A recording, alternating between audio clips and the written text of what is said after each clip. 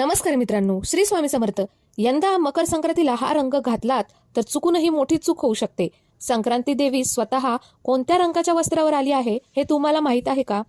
तर तुमचं स्वागत आहे आपल्या युट्यूब चॅनलवर. आज आपण जाणून घेणार आहोत मकर संक्रांती 2026 बद्दल एक अतिशय महत्त्वाची आणि ज्योतिषशास्त्रीय माहिती. यंदा मकर संक्रांत 14 जानेवारी 2026 रोजी साजरी केली जाणार आहे आणि याच दिवशी एक विशिष्ट रंग परिधान करणे वर्ज्य मानलं जात आहे.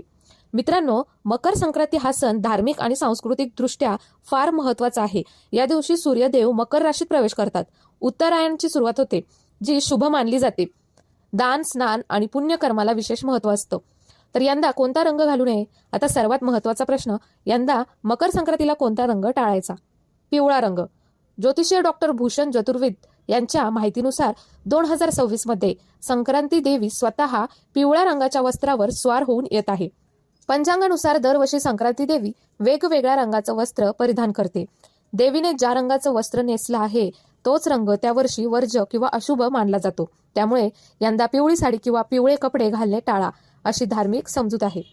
ग्रहांचा प्रभाव. पिवळा रंग हा गुरुग्रहाचं प्रतीक आहे. यंदा सूर्य मकर राशीत प्रवेश करत असताना पिवळा रंग पीडा देणारा मानला जातो. म्हणूनच यावर्षी हा रंग टाळण्याचा सल्ला दिला जातो. यंदा कोणते रंग शुभ आहेत? पिवळा रंग टाळा, पण हे रंग नक्की घालू शकता. काळा रंग संक्रांतीसाठी सर्वात शुभ. लाल, हिरवा, केशरी, गुलाबी. विशेषतः महाराष्ट्रात काळी साडी संक्रांतीला खूप शुभ मानली जाते.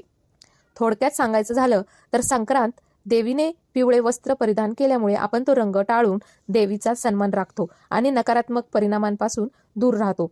जर ही माहिती उपयुक्त वाटली असेल तर व्हिडिओला लाईक करा, चॅनलला सबस्क्राईब करा आणि ही माहिती आपल्या कुटुंबापर्यंत शेअर करा. धन्यवाद.